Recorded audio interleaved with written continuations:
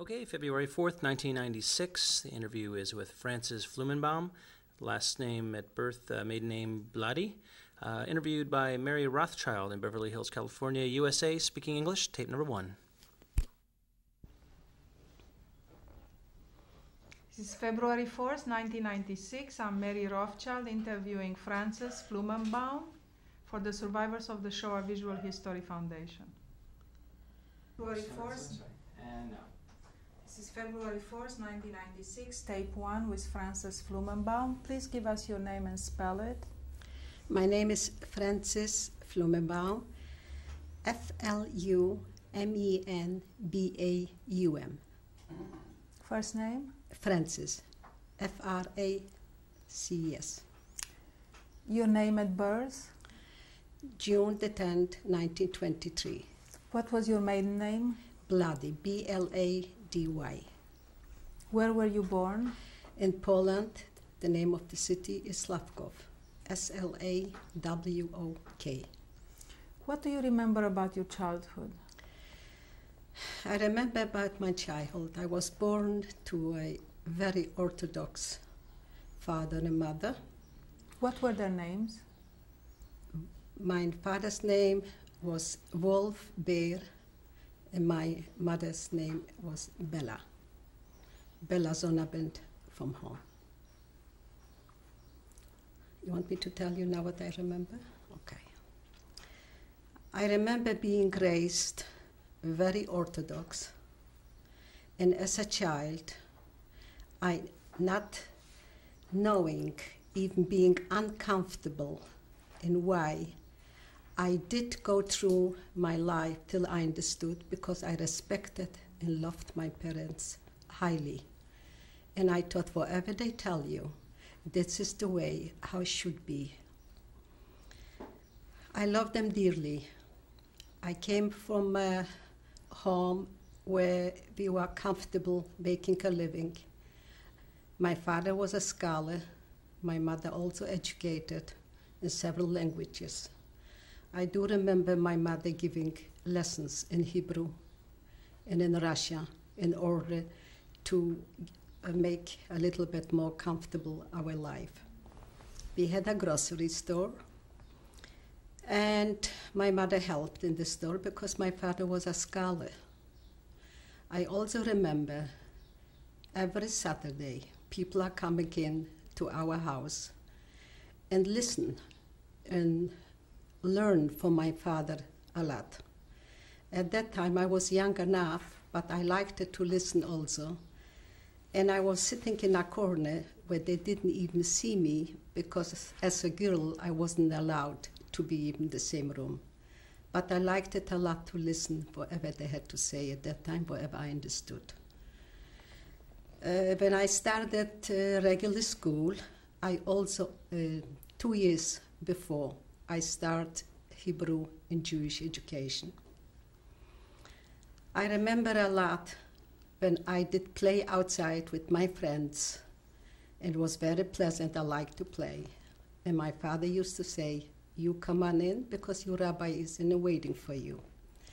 And when I saw that rabbi, I didn't like him to come in and take me away. But my father said, and this I always remember the rest of my life, anything what you possess, you might lose in your life, but not what will stick to your brains. Until today, I know so. Sometimes I'm with a group of people where they're asking who knows how to read Hebrew and who knows how to read Jewish. I can raise my hand because I know, and this is thanks because my parents put a lot of effort in education. Did you have any siblings? Living in Poland, I did. Going to school a lot of time, especially when came before the holidays, Christmas, we felt it, that we are Jewish because we were afraid to go out in the street.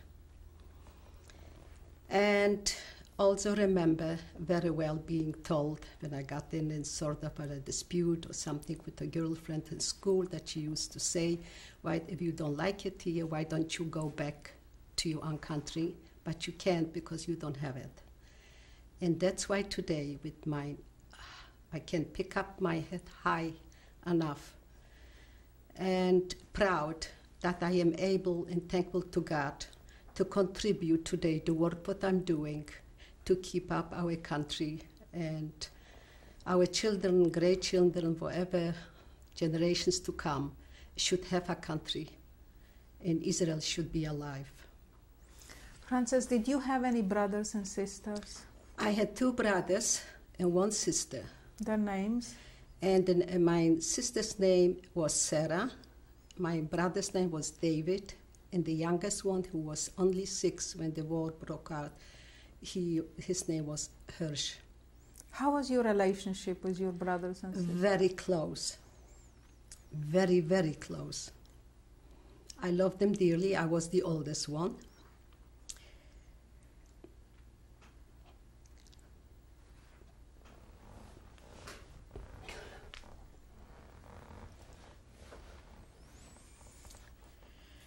And I remember taking care of them, helping out. When they went to school, and at that time was not so easy, especially during the war. And I was watching over them because I felt I'm the oldest one. In case something happened, I am here for them. And thanks God, I survived with 1 sister. Did you have to share your room with anyone? Oh, yes. We shared the room if there were the little brothers or the sisters, when we had to make the homework, if the kitchen was free, or the little room what we had around, or even a bedroom. We did share, we knew to share, not only the place, to share the food and to share the clothes. And I remember this very well about sharing, because every Friday my father used to say to me, before it gets Shabbos, you take a package, was prepared a package, to go to a home where the homeless were. And I used to come, it wasn't like here, homeless on the street. A homeless had a home where to sleep overnight, and being supported over Shabbat with food that he shouldn't have to go beg around. Or my father used to bring somebody from the shul. And we always had people, and we always had to share what we had. What do you remember about Shabbat dinners in your home? Shabbat dinners, the Friday afternoon, the Thursday started already with the spirit of Shabbat. The baking and the cooking, we were 5 in the family, 5 children, the parents were 7, and always somebody else coming from the outside. So my mother was pretty busy. My father helped us, the children, to get out from the house to school, to do little things, what we could help out. And Friday, the cooking. And the Shabbat was a holy evening. An evening relaxation. I felt, being a child, I felt at that time that somebody is watching over us, nothing can happen. We're sitting and celebrating a meal, what God gave us. And my father, he always was proper dressed as a chassid. He was a big member of the Ger Hasidim. So he had his own stramel, called it at that time, that had particular, the long clothes, what he was wearing. I admired this and I cherished this. And I loved it to hear the way he was.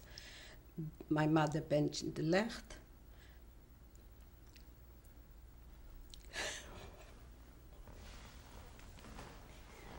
My father used to give us a kiss and say Shabbat Shalom. We didn't celebrate in a rich way, but close, with a lot of love. And this stays in me.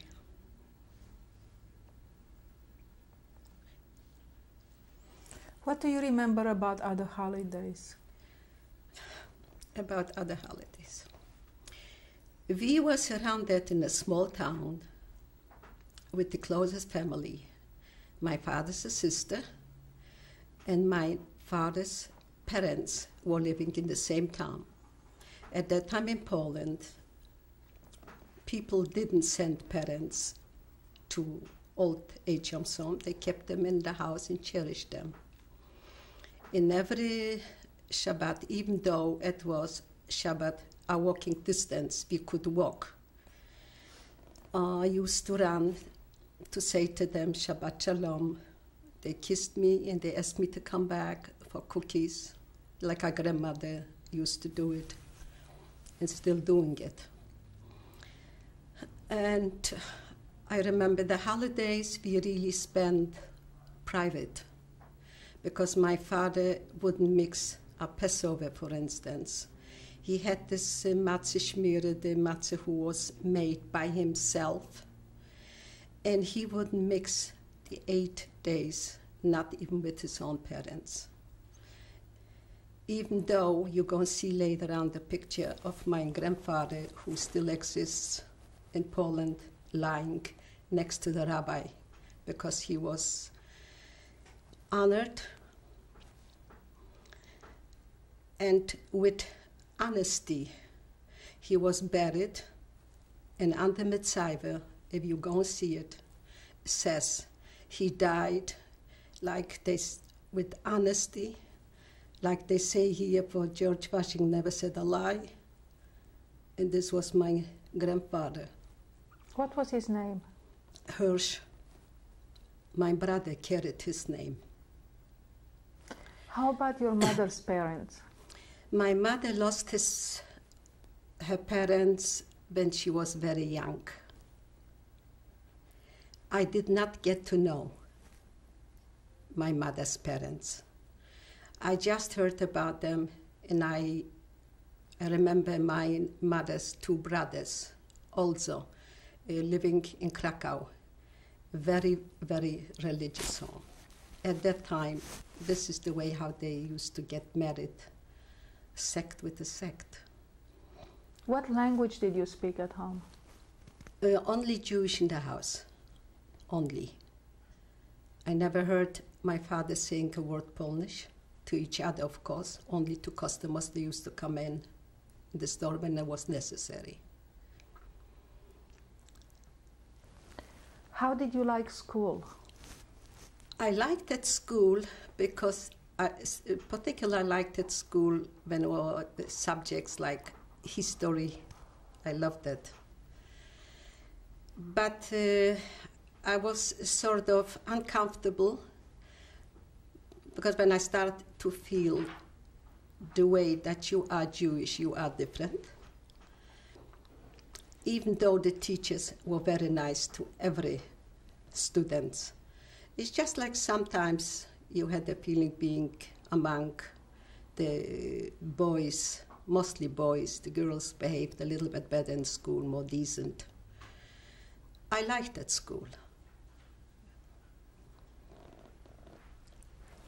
Did you have any books in the house? Books of what? Like?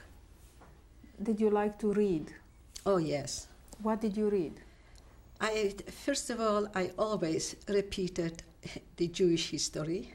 I do have. Sometimes I'm going through the Chumash, the Brachis, the first one, which I got to know a little bit more than the others. And I like to read in general. Right now, I'm reading a little bit lighter, but I used to read more history books, because this was in my mind always. I was interested, especially in the heritage and the life of our forefathers, and whatever, how we are raised. This is the way my parents all wanted. Don't forget who your forefathers were and what's your heritage. What do you remember about your mother? I remember about my mother being a good-looking woman, very stunning, and helping my father a lot in the store, sharing, I should say, with my father, because my father was the one in the morning to check us going out to school, if we dress proper, if everything is down, if we have our lunches with, what to do in school, how to obey. And my mother already was busy in the kitchen and opened the store and help out, because my father was a lot spending time in his shul, teaching and always learn more and more.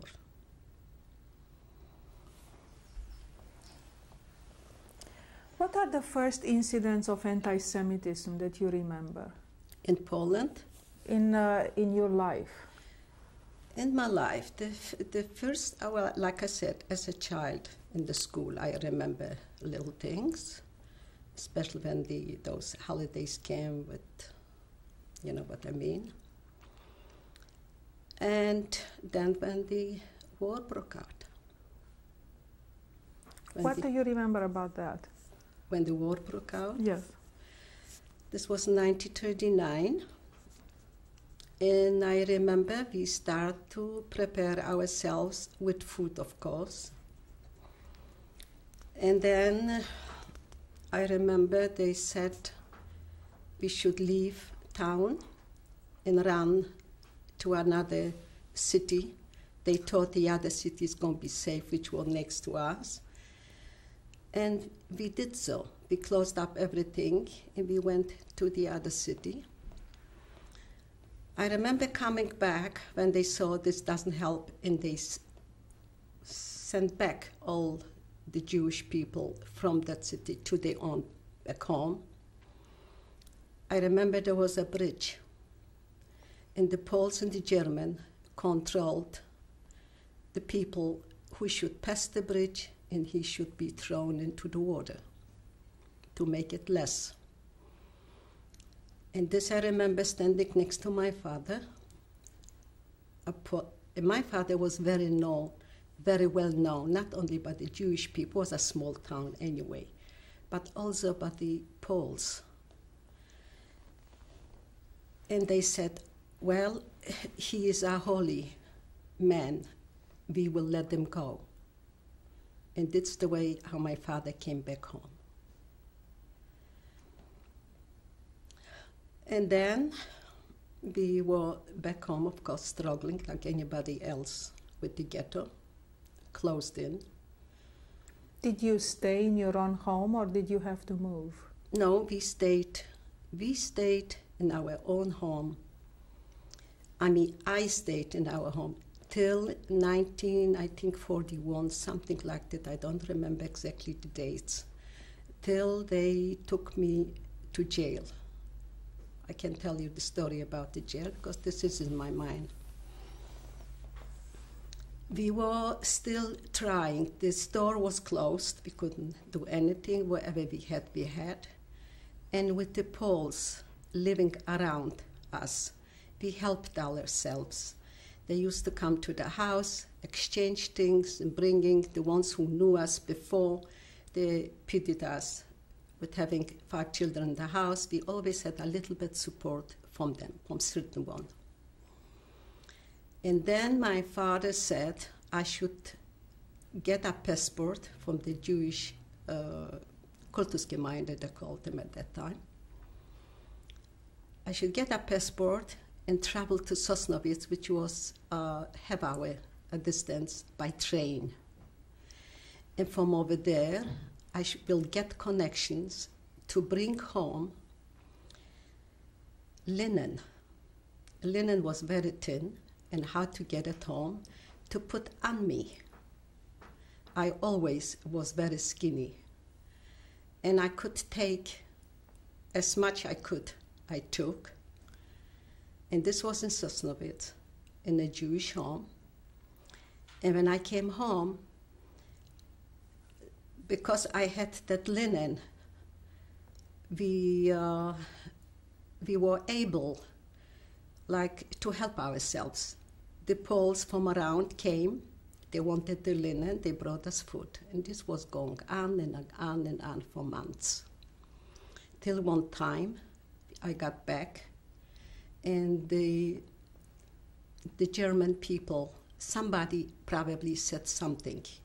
The German people were waiting for us, and they took us all to the Kultusgemeinde. What is that?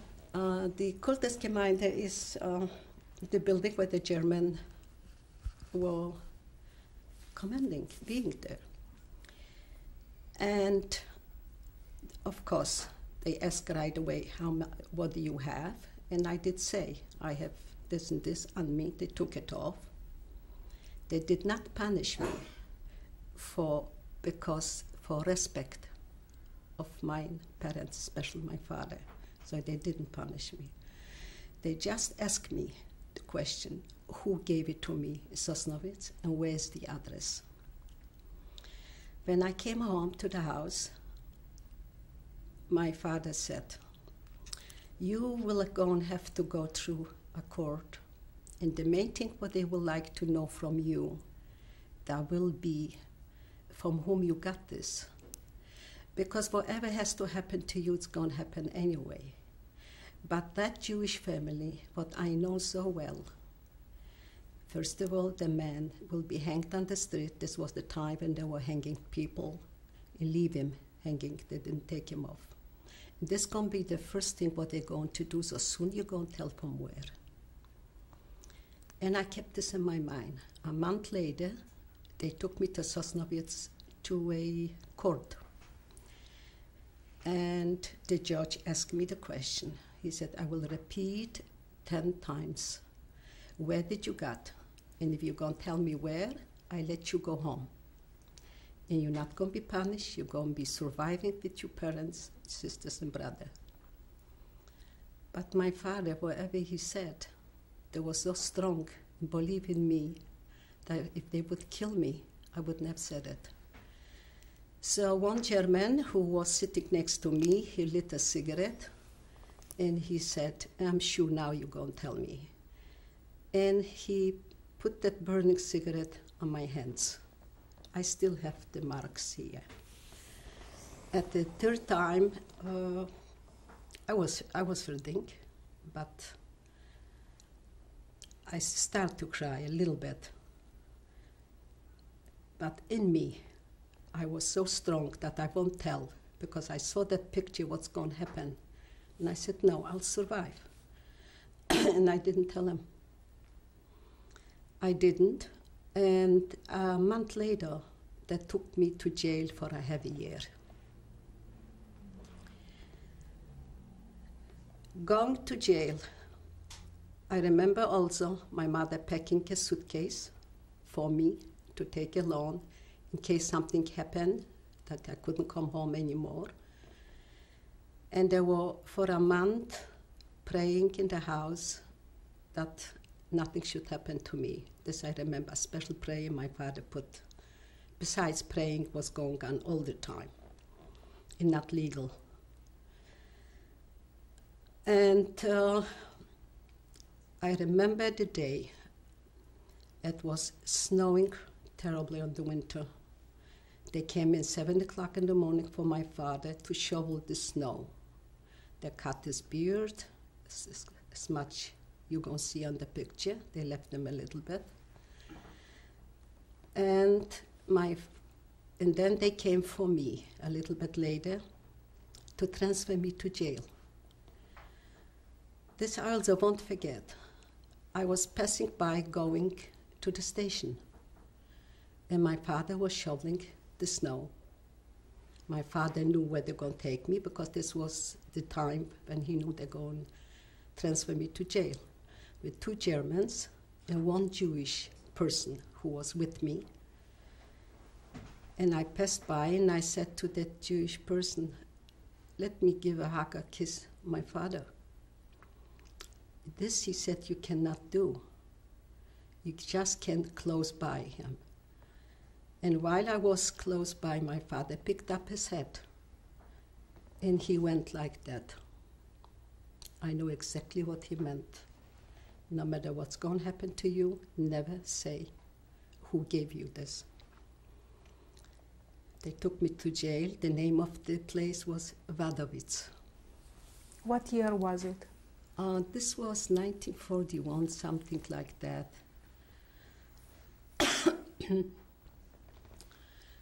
And then I came into jail, of course. This was on a Friday. And they kept me in a Jewish family over Saturday, also because they knew who I am. And Sunday morning, I rang the bell, and the doorman opened, and he let me into jail. They gave me the job. What I had was a good job, I have to say, because I was working in a garden from fruit, packing fruit. So, since I knew already a little bit of German, because I took a school, and Polish, so I was translating to the Polish women, to the Germans what. So it wasn't too bad. While I was there, maybe 3 months later, somebody came also from our own town. I don't remember what they did, but they were punished with jail. And they told me it was the last day before I left, that they took all the people. They separate the parents, children, and younger people to work, to ghettos, and the older ones. So you parents and your sisters and you younger two brothers, they are gone. You will never see them again. And then I finished the jail, and I had an armband with a star. And when I walked out that jail, the German who stood at the door, the doorman, said to me like that, "You don't have to wear it now. Nobody's gonna watch it." So this means he meant that if I'm not gonna wear it, I can survive as a Christian. And I did try. I took it off, and I was walking around in Sosnowiec and seeing what's happened to our people. I knew somewhere is my sister. And I said, should I survive as a Christian? Why should I do it? Running away from my own family, from my upbringing, from my parents? No, I'm going to look for my sister. And after a few days, I went into the ghetto. Again, I ringing a bell, going into a ghetto. There were my sister. We were together. And then we were for a while in ghetto. Each time when it was an appel, this I guess everybody knows already how they separated people.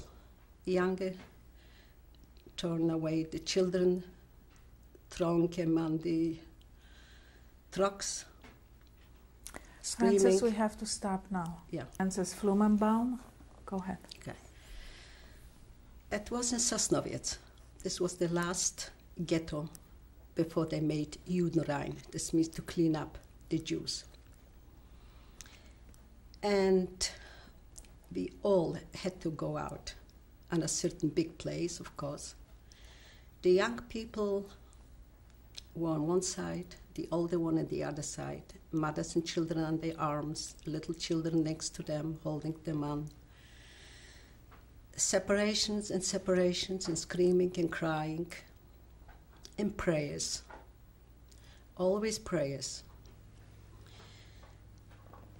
And when I looked at, I looked it up all the way because I knew my parents I won't find anymore. So I was concentrating, who else is there here where I can replace and do something for them?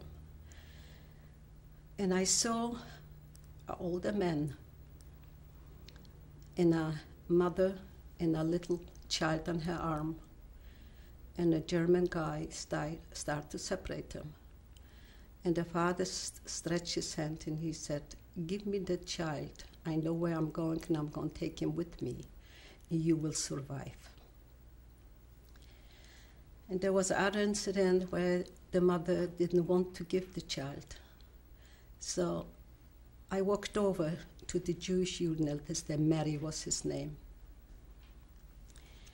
And I said, would you mind to let me go in her place and let her go with that child? He gave me a tiny slap.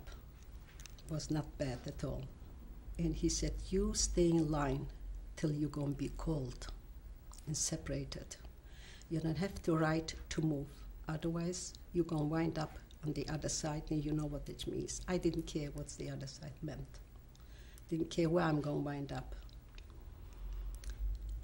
And several times I tried to replace somebody who was holding a child, or older father or a mother. It didn't work. And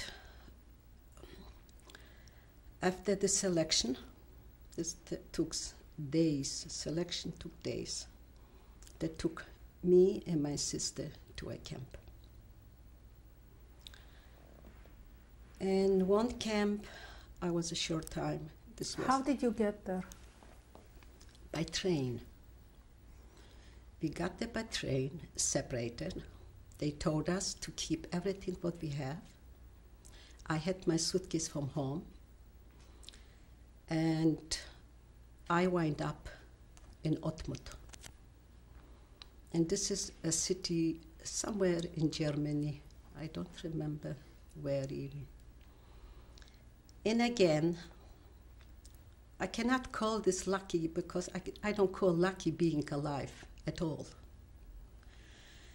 But I wasn't punished like others. The two camps what I went through were to compare like beautiful places to be, according to the others what my friends, my husband included, went through. Frances, before we talk about the camps, how was your ride on the train? The ride on the train was pretty bad, because we were stuffed in like animals, without water, without anything, till we arrived.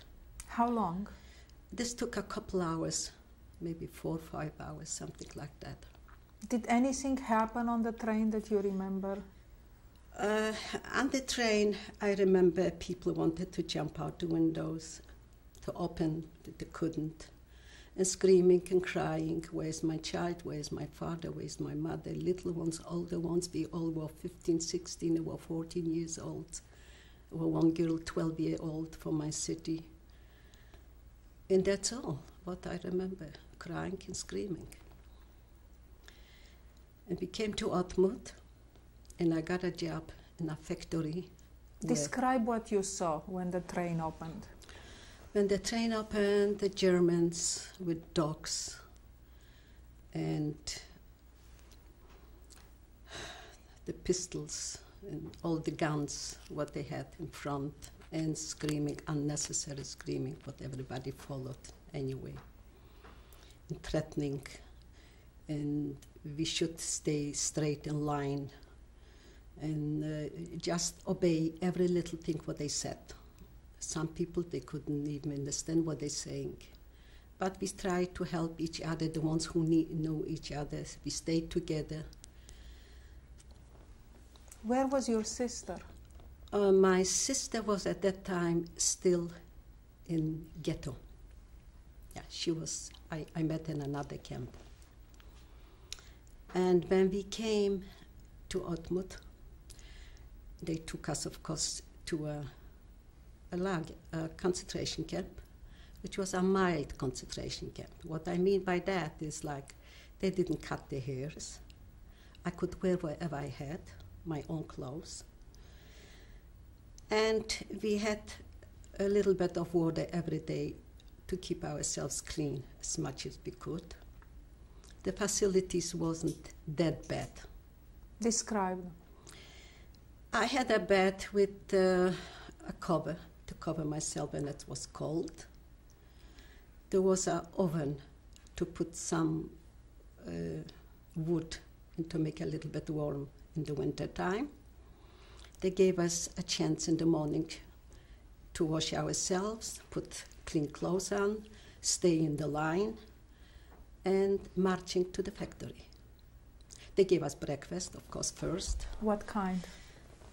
The breakfast, well, this was our first time breakfast in a camp. It was a very poor breakfast, because they gave you a little bit of soup was very thin, and a slice of bread.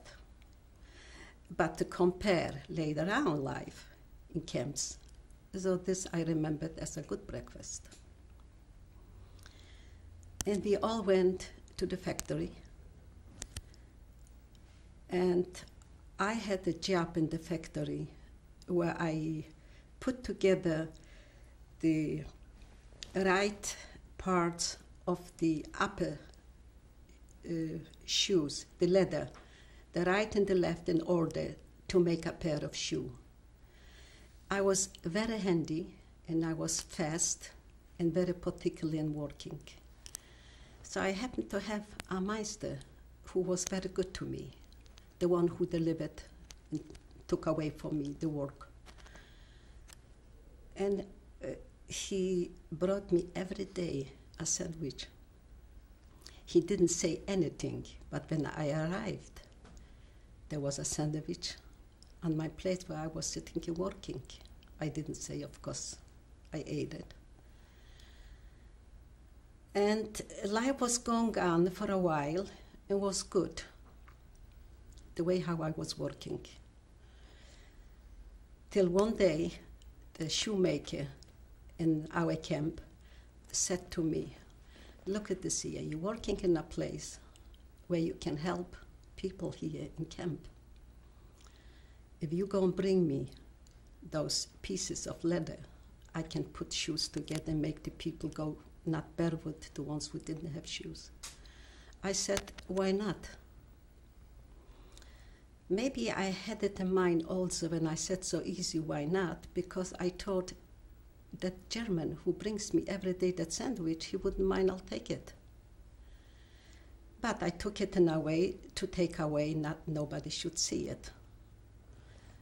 And every day almost, I took some parts and he put them together and he made shoes.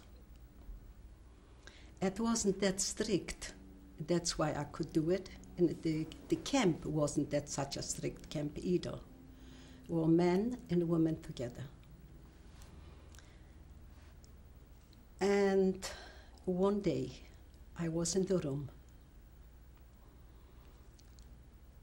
in the Judenälteste, the Jewish one, and also two German, who came unexpected for inspection, came into me, and she said, you come out outside. I came out outside, and she said to me, were you stealing and giving to the shoemaker those parts of the leather? I said, yes, I was stealing, and what I'm going to say. Did he ask you? I said, no. Never asked me anything to steal, never taught me anything to do wrong. Whatever I did on my own. So she gave me 2 slaps over the face, which I was happy she did and not the German people. And she said, from tomorrow on, you're not going back to work to that place. And they gave me sort of a rougher place to work with, outside more, when it was raining, what wasn't nice. But I never regretted. I did, I was happy. The shoemaker wasn't punished. And till the end, it was another few months when I was in that camp. And then they transferred us, separate us from the men. It became a men camp, and they took us all to Ludwigsdorf. In Ludwigsdorf, I met my sister. How did you get there? Again, by train.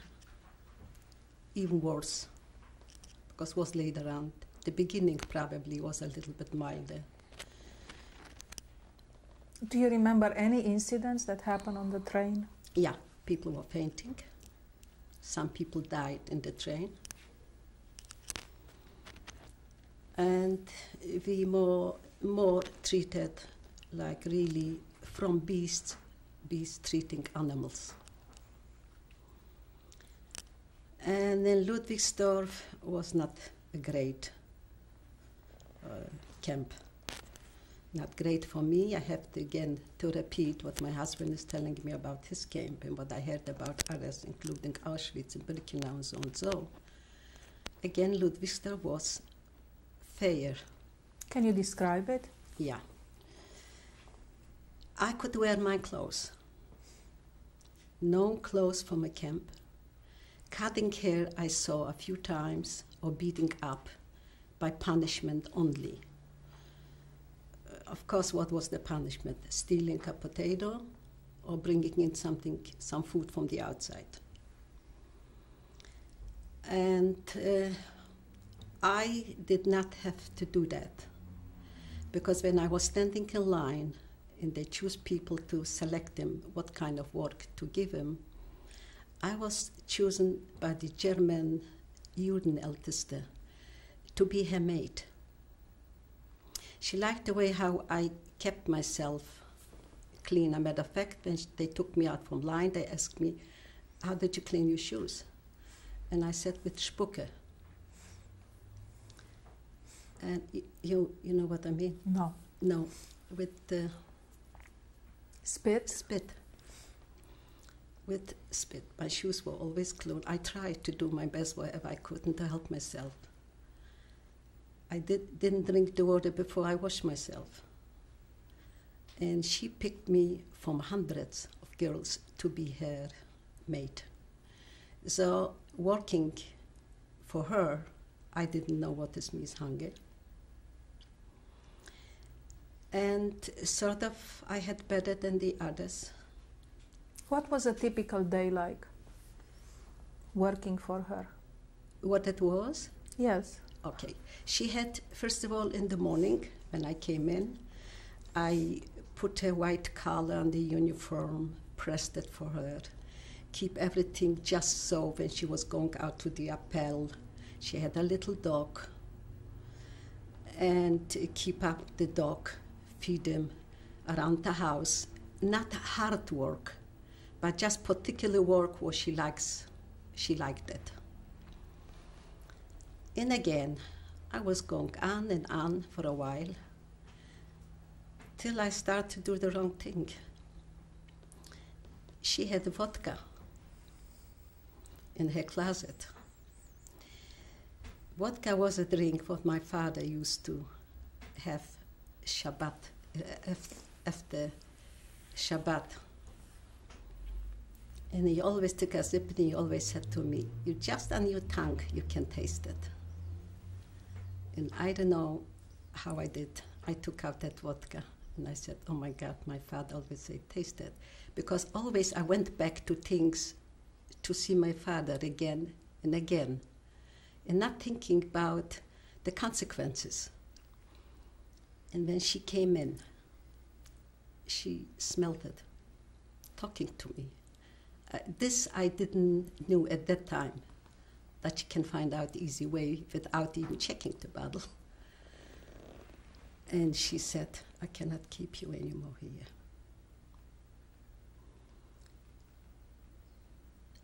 And they transferred me to a kitchen, which was again not too bad, working with the kitchen. And I stealing. I couldn't help not stealing. Stealing and bringing food. I was working with a girlfriend who was kept up her religion the way how I was before the war. During the war, I mild a little bit. I didn't go on with the Mincha Maariv. Did my prayers, but she did more than I did. Because she had a father, and she knew where her father is. And she said, "Every day I'm going to pray 3 times a day that my father survived." He did survive. And she used to say, "I'll help you. I'm going to give you every day a bread. you take that bread to your room, hide it.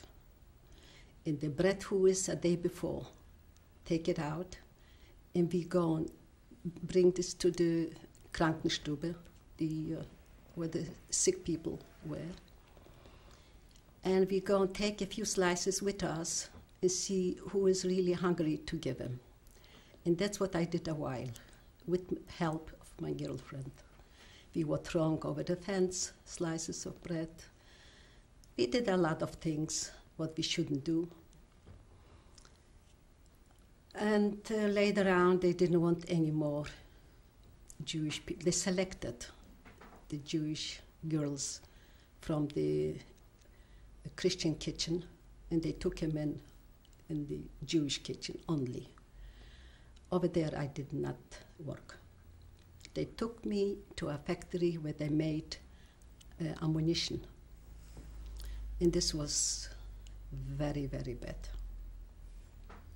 There were 3 colors, yellow, gray, and a dark, dark gray, almost like black. I was in the dark gray. My skin, everything was so dark, like from a different race. The only thing what we got, what I remember, was nice. They gave us a glass of milk during the work. Otherwise, we wouldn't survive. And I was working with that ammunition till liberation. What were you doing? I was weighing on a scale. I remember there was, in front of me was a screen. And I was sitting beside that screen, and there was a small, tiny little scale. And I was weighing the powder. And if there was a tiny, tiny little bit more, explode. So this had to be exactly. And there were chosen people for that. And I was the one to be chosen. And I was working there till the end. How many hours a day? 8 hours. Night shift and day shift. Where did you sleep? The day in the camp. And the day when we had day shift, we slept overnight. Otherwise, we slept during the day. During the day, you couldn't sleep because otherwise they didn't work in the same shift. They shared the room. But we went through. Did you make any friends? I made friends. Yes, I made friends with the ones, like the one what was sharing with me, the stealing, sharing, and the giving out the bread to the ones who needed more than we did. She remains a very, very close friend. She still lives in Florida. I remember when she survived with her father came to camp, and she survived with her brother. And I have several more friends from my own town who are here. And of course my sister. Your sister was with you in this camp? My sister was in the same camp in Ludwigsdorf, yes. Did you see her? Yeah, I saw her every day, because she was working in the same ammunition place. Did anybody try to escape? I remember when we came, there was still the men on the other side. This I remember, being shot, caught. I remember certain punishments. This punishment I also won't forget in my life. When we came in, the women to that camp, there were still men on the other side. And there was a fountain in the middle of the camp. And there was a young man, at that time he probably was 14, 15. He was chained under the fountain. And that water was and I knew him very well from back home. And when came I him, and I said to my sister, look who is there, why did they do it to him? And he was there till he died. And this was my first thing what I saw in that camp. Probably they kept us like to show what can happen to you if you don't obey. Later on, I understood. My sister survived with me, and she went with a girlfriend also from our own town to Vienna to look up for her brother. She found out through the Red Cross that her brother is alive. She needed companionship. So my sister said, I'll go with her and you stay here in Ludwigsdorf, remaining in Ludwigsdorf. For months, I was still at the same camp. I didn't go out from camp. I could go out, I could establish my own life, see what I want to do, but I wasn't ready for anything. I thought the camp, and if I have water enough to keep myself clean and food, probably could stay there as long as they're going to let me. And we were liberated by the Russian. What day was that? The 8th of May, 1945. What happened? What happened, I remember, all of a sudden we heard, come out, you know, in Russian. And already were people from other camps close around who were a few hours before they were liberated, talking in Jewish mainly. Come out, don't be afraid anymore. The Germans are gone, we are liberated, we are free. And still didn't trust. But there were days where, I'm sure not me only, the other people too, didn't care anymore what's going to happen. Whatever it's going to happen, what's going to happen. If it's happened, you are being with you are the part of family. Parents, sister, and brother. And if not going to happen, so I'm not going to take my own life. And we went out. And the Russians were there. In the liberation. How did you feel? I felt like not happy. Not happy, not wanted to happen without thinking. And why has it happened and what's happened? It took me a few days, not only me, my friends, we were surrounded in a group always. I was never alone. And we were thinking, let's see what's going to happen now. Where we belong, to who we belong, what we want to do. And the main question, why is it happen? What did? To who do you ask that question? I was thankful to God for only one thing, that I had my sister. And I looked at her and I said, well, that's what God wanted. And it took me really weeks. Not that I couldn't put myself physically together, mentally. Physically, I looked at good to compare to the others who I saw after the war from other camps. And I'm talking about months later. But mentally, I couldn't put myself together and think about what I want to do. So the first thing in my mind was, I'll go back home. And I'll go to the cemetery where I knew my grandfather was buried during the war. No, my grandfather was buried shortly before the war broke out. That's right, the end of 1938. My grandmother, so soon the war broke out. My grandmother, I remember they saying she died from agony, knowing that she lost already in the war. When the war broke out, she lost already grandsons, 2 grandsons. And she died after. And I did so. I went back to Poland. I closed my eyes when I passed by my house where I used to live. I didn't go out. And I didn't want to see anybody but the cemetery. I went to the cemetery. I couldn't find the grave of my grandmother. But my grandfather was next to the rabbi from our town. And that grave was not only not touched, it was like kept up, like we would have done it now. And I took a picture from the grave, not me, a Paul, and he gave me the picture. And I came back. Months later, I went again. And walking around in my town, I was thinking, who do I want to see? Of course, I wanted to see one friend, a Polish girl, who went through school with me. She was very nice to me, very nice. She went along with helping me in school, even though I was missing days when I couldn't go to school, of course, on a Shabbat and the holidays. And I came into her house. She greeted me beautifully, her parents.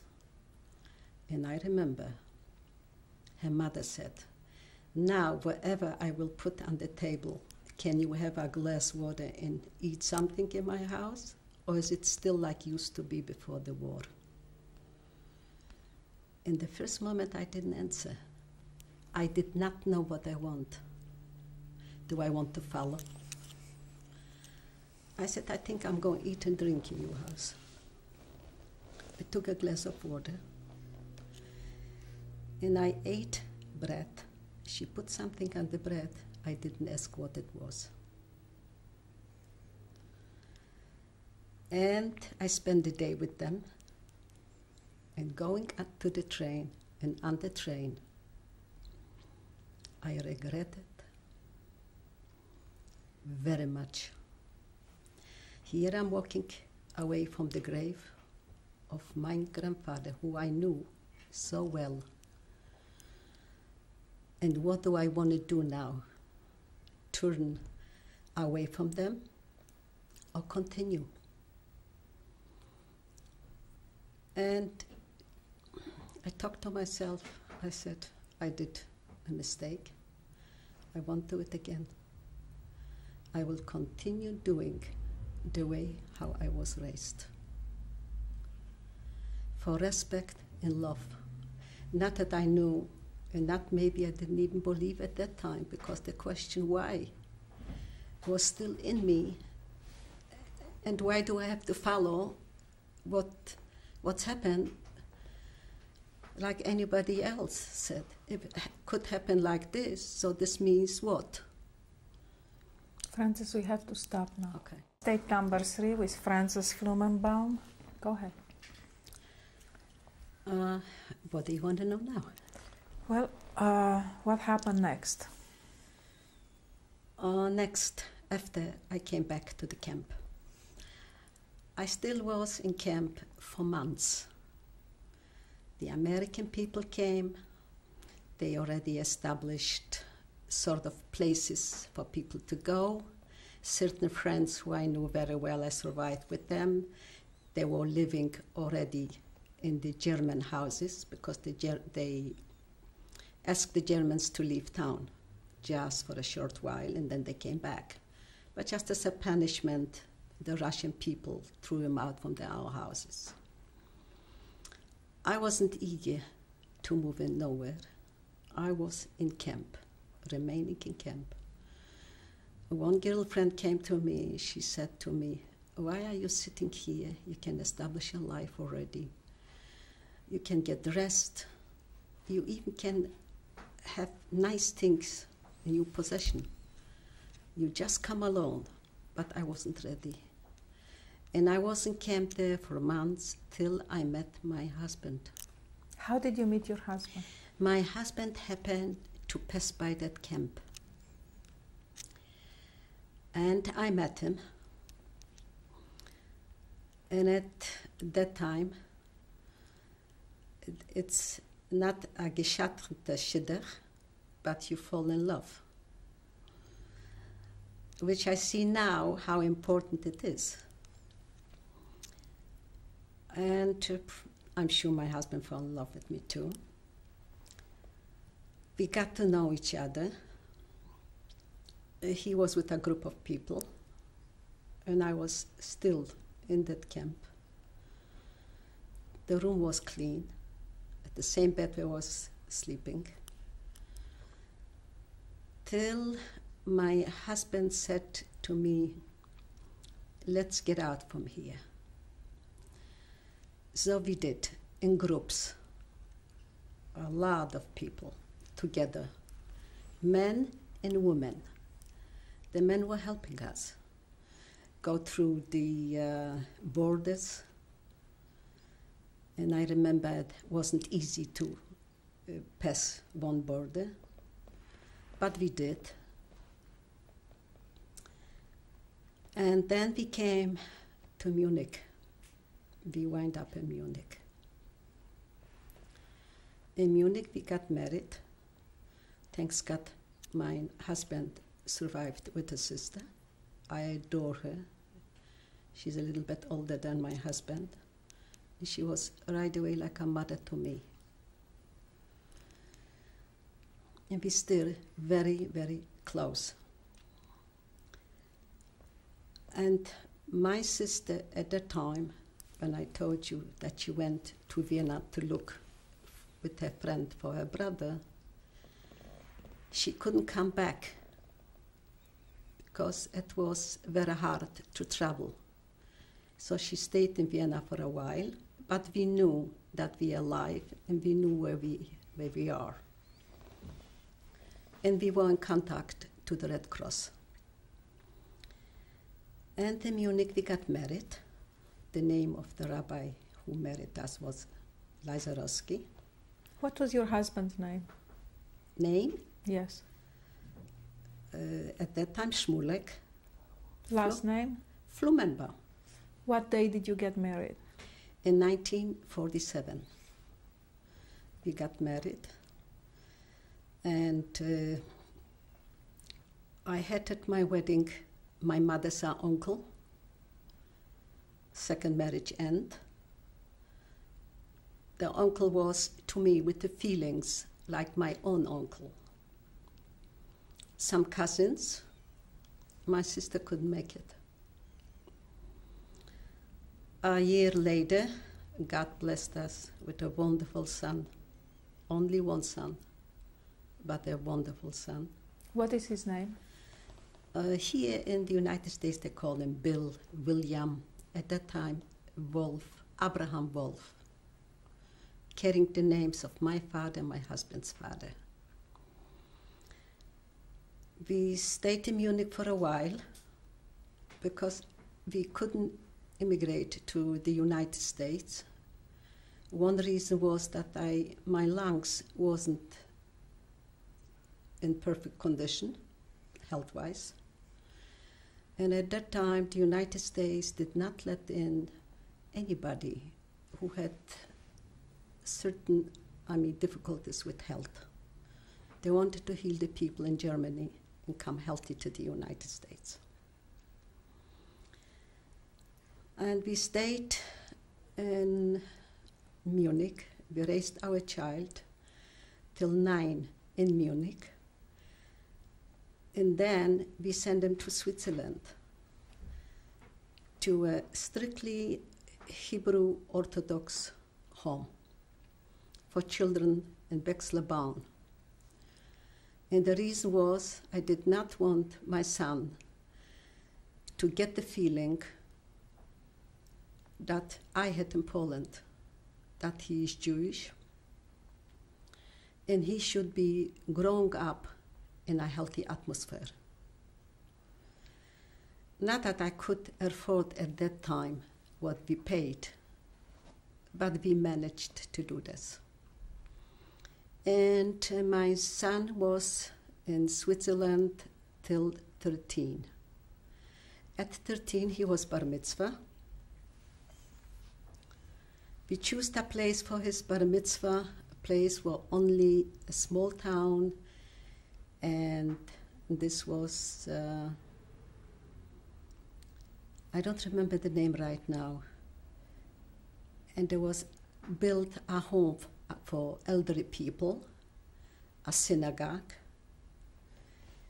And we chose this place, was more Jewish to me.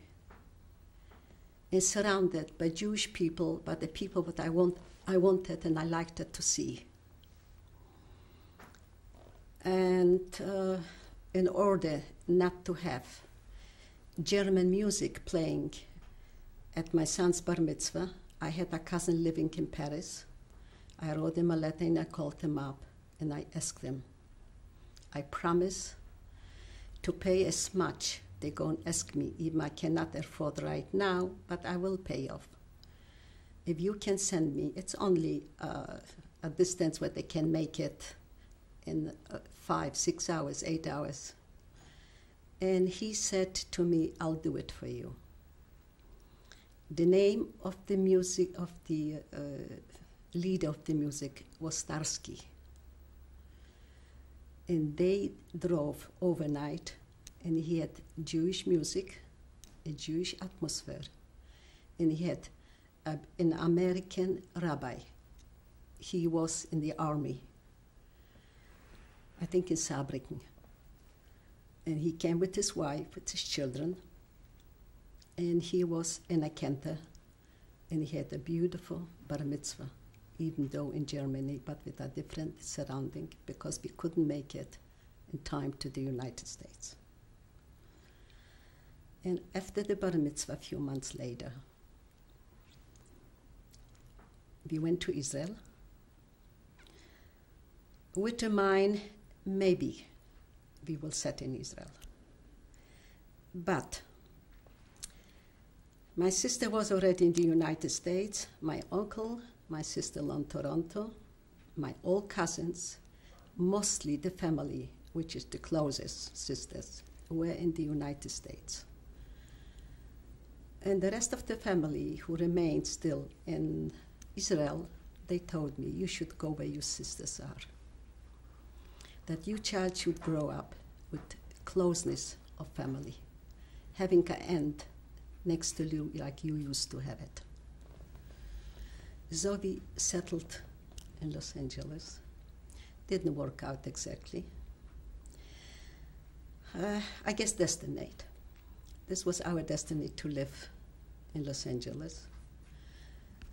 Our son, from the beginning, he went to school in Los Angeles, in high school, and then to college in Berkeley. He made a mensch of himself with our help. I have to say, we contribute something. He got married, and we have a wonderful daughter-in-law, wonderful 2 grandsons. And also, again, it was shared a destiny to have him so close by in the same city, and I do hope till the rest of our life. Because they used to live in New York, and we used to travel to New York 3 or 4 times a year for celebrations of holidays mostly, and also birthdays. They used to come here to see us. But the distance seemed, then we get older, very far. So now, thanks God, they live close by. You can see him later on. And again, in certain ways, I have to say, we are lucky. But thinking back to my youth, I wouldn't call myself lucky. I don't have reason to say I'm lucky. Why do you think you survived? Why I survived? Let me say, it's easier to live when you believe. God wanted it that way.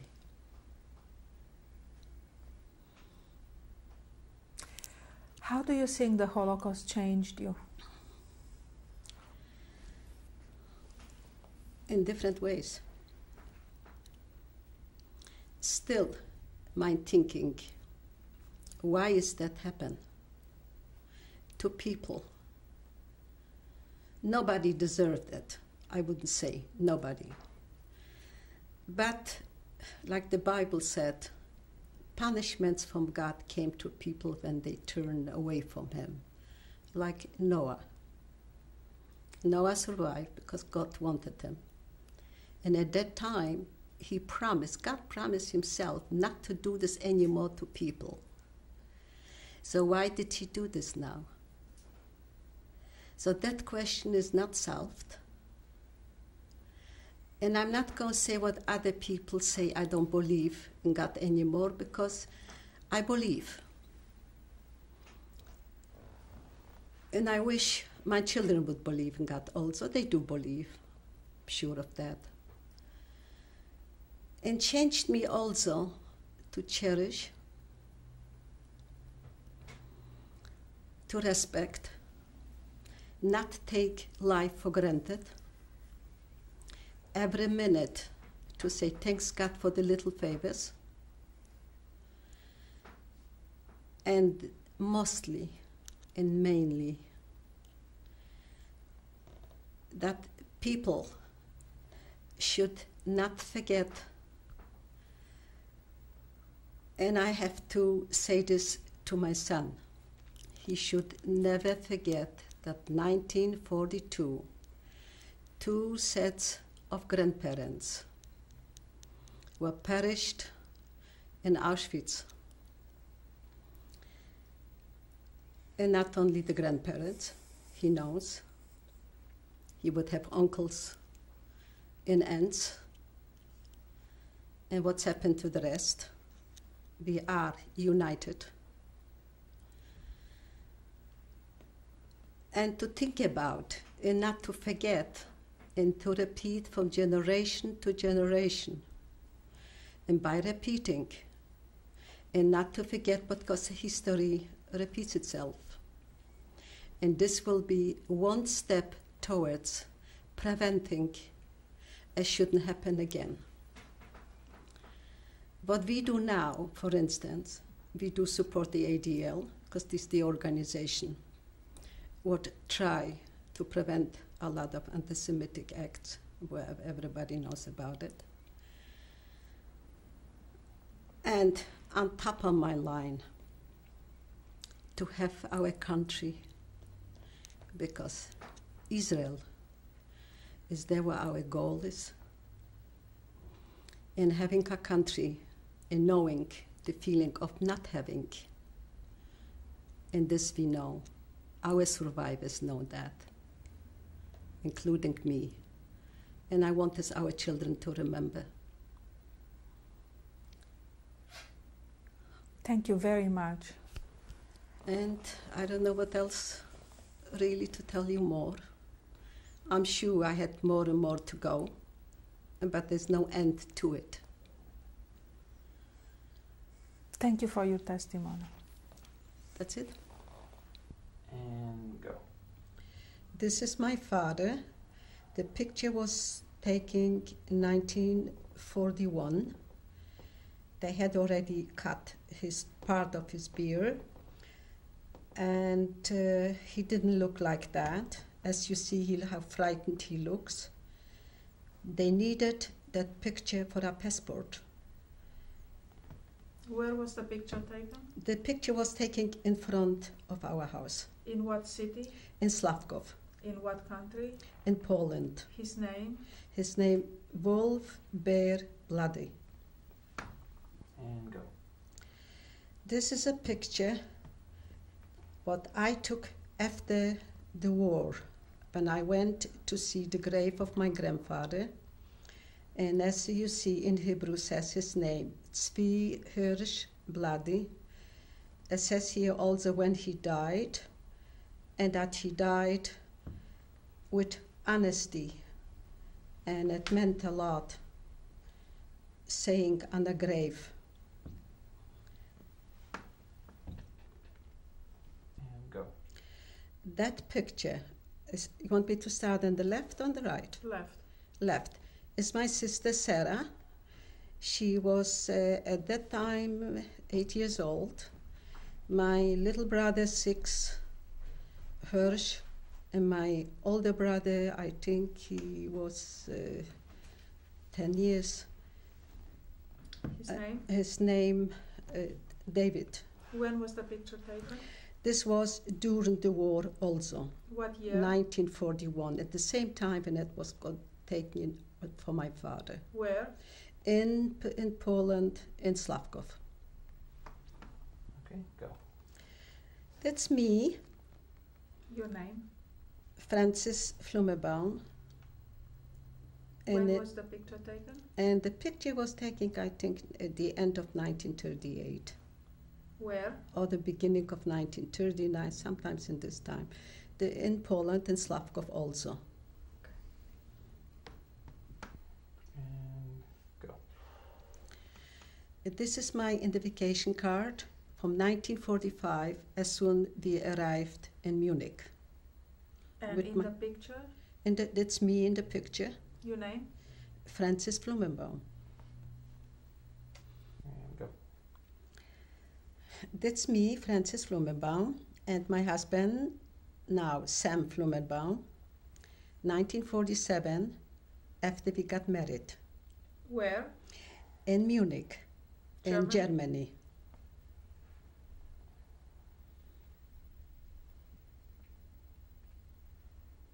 And go. This is me, Frances Flumenbaum, holding my darling little boy, a few months old, in 1948 in Munich, Germany. His name? At that time, he was Wolfgang Flumenbaum.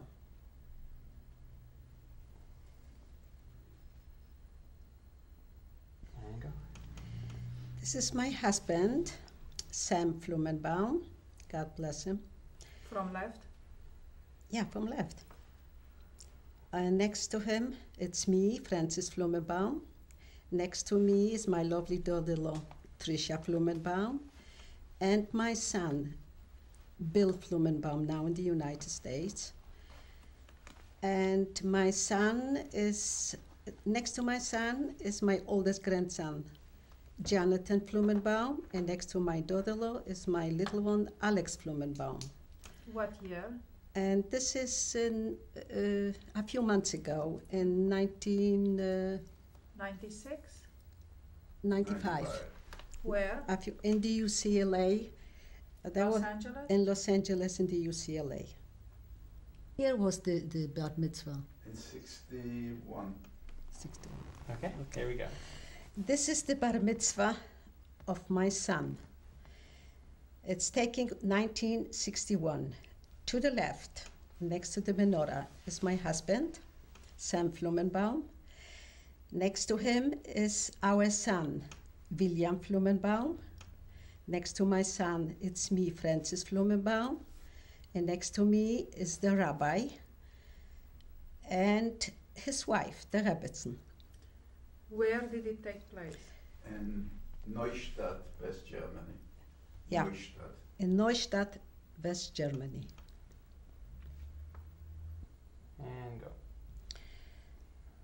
Well, now I'm going to say this is my charming son, William Flumenbaum, the day of his bar mitzvah in temple, with full of respect, beautiful inside and outside. What year was it? In 1961, Where? in Neustadt. Neustadt, West Germany. Wide shot. Hold on. Right. Frances, would you like to introduce your family to us? Okay, I'm starting from the right side. This is my lovely daughter-in-law, Tricia Flumenbaum, till 120. And this is her older grandson, Jonathan Flumenbaum. It's your grandson. My grandson, her older son, sorry. And this is my son, William. Next to me, on his lap is his younger son, Alex. And all the way on the left is mine, 120. He's not yet My husband. Compromise. Okay. William, would you like to say something? Yeah, but there's so much to be said, really. But what Tricia said before you put the tape on it, this is a whole family. And I think when you think about what my parents survived and what others did not, to have a whole family 50 years later is something that has greater meaning to me today than it did as a young child or as an adolescent, when this experience is really one that overwhelms you. Would anybody else like to say anything? Jonathan? Go ahead. Cheese. That's all right. That's all right. That's okay. Would you like to say anything to your grandma? No. How about You your want to say grandpa? something to me? Maybe you like I should give you something? What would you like to say to me? You have a cookie. Of course you can have a cookie. And what else? You have a glass of milk. Yeah, since you're not eating what? You can have a glass of milk. Since you're not eating what?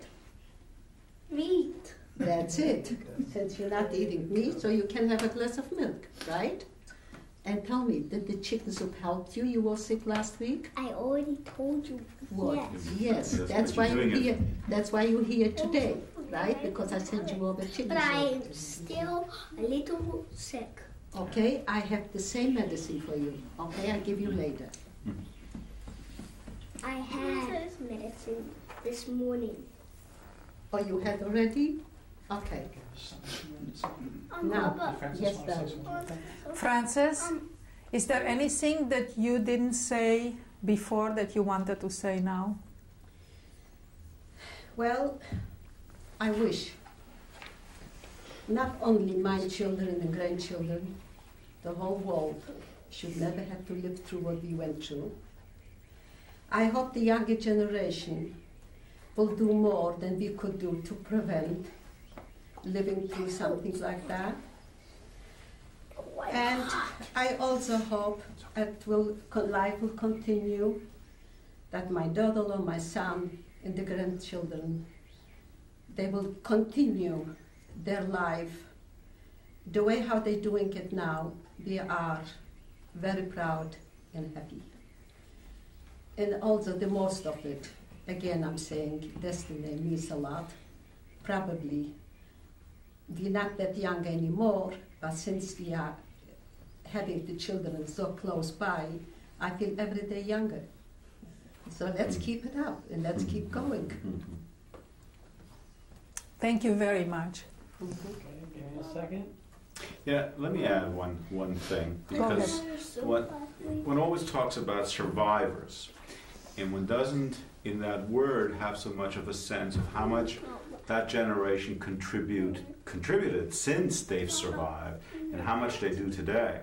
So when you look at my mother and her friends, and you look at the social commitment they have, and the willingness to give time to philanthropic work, that is remarkable to me, because they look externally rather than have everything focused on them. That to me is a tremendous sign of strength. Thank you. Mm-hmm. Okay, let me just cut back to a wide shot. That's a good place to end.